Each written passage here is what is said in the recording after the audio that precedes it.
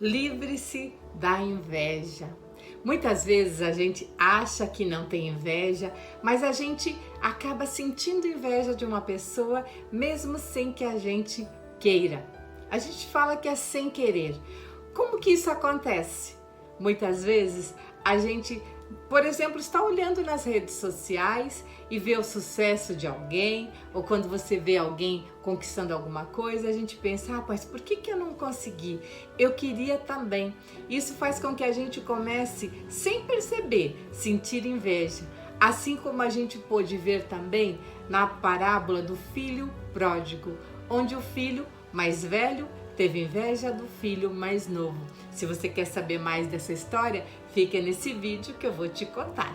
Bom dia, pessoas queridas, para mais um momento das nossas manhãs produtivas em que eu trago pílulas de sabedoria para que você tenha um dia feliz, harmonioso e produtivo na presença de Deus.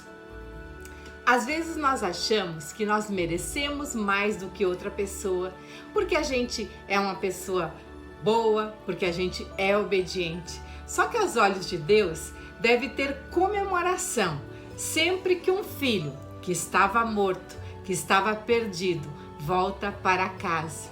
Quando ele volta para viver segundo a vontade de Deus. O milagre do outro também deve ser o nosso milagre. Por isso a gente precisa aprender a comemorar cada vez que alguém recebe um milagre, recebe um presente, mesmo que a gente não tenha recebido e que a gente acha que está esperando há mais tempo, porque só Deus sabe o momento certo de cada um.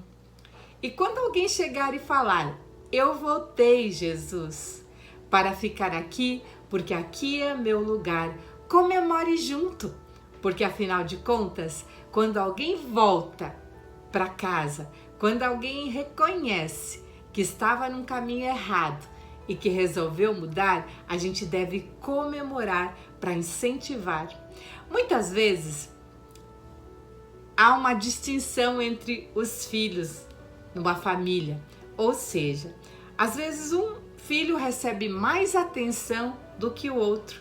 Isso às vezes causa inveja e a gente precisa se policiar para saber que não é a gente que vai entender se um merece mais ou não. Muitas vezes aquele que recebe mais atenção é aquele que mais precisa. E é assim com Deus também. Só Deus sabe quais de nós filhos precisamos de mais atenção, de mais cuidado em determinado momento. Jesus nos conta em Lucas 15 a parábola do filho pródigo. Ele conta que um homem tinha 2 filhos e o mais novo chegou para o pai e falou: pai, eu quero a minha herança. Assim, o pai dividiu a herança entre os 2 filhos e o filho mais novo, ele foi para uma terra distante e lá ele vivia de maneira irresponsável e ele acabou gastando toda a sua fortuna. E chegou um tempo que ele começou a passar necessidades e ele precisava de dinheiro porque o dele já tinha acabado. Então ele foi se empregar com um cidadão da região e ele sentia fome e ele estava disposto até comer aquilo que os porcos comiam, mas nem isso ele recebia. E ele pensou: quantos empregados do meu pai tem comida de sobra e eu aqui morrendo de fome? Ele deve ter pensado: como eu sou tolo, como eu fui imprudente em não ter visto toda a riqueza que eu tinha. Eu quis achar que eu poderia dar conta, que eu era autossuficiente, que eu não precisava mais do meu pai e fui viver a minha vida e fiz tudo errado. Ele deve ter pensado assim.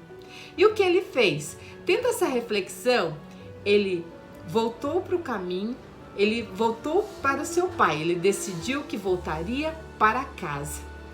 E ele chegando lá, ele disse para o seu pai: eu não sou digno de ser chamado de filho.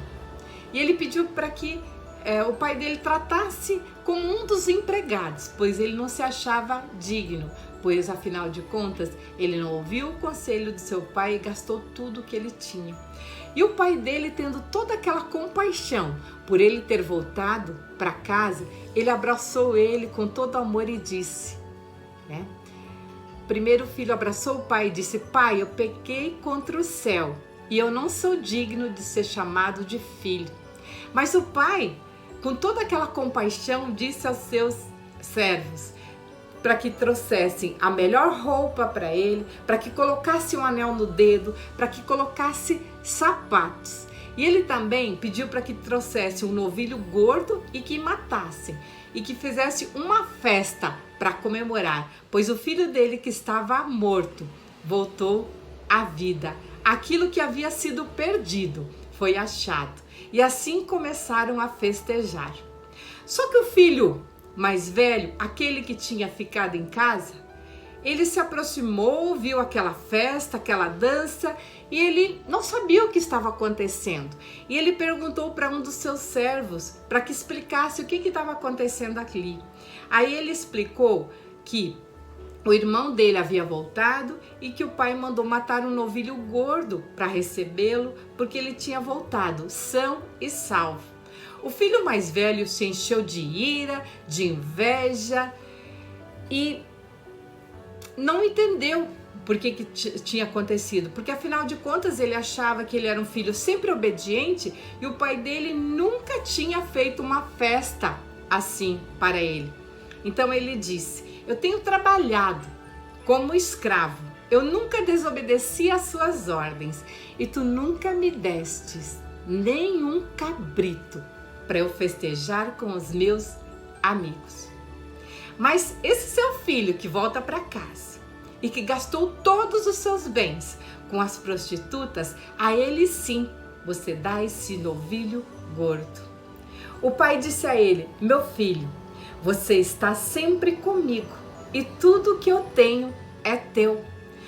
Mas nós tínhamos que comemorar e nos alegrar com a volta do seu irmão, porque ele estava morto e voltou à vida. Ele estava perdido e foi achado. Quantos de nós muitas vezes sentimos inveja porque de repente a gente acha que outra pessoa merece menos alguma coisa do que nós e de repente parece que Deus presenteia outra pessoa mais do que a gente se acha merecedor. Só que aos olhos de Deus,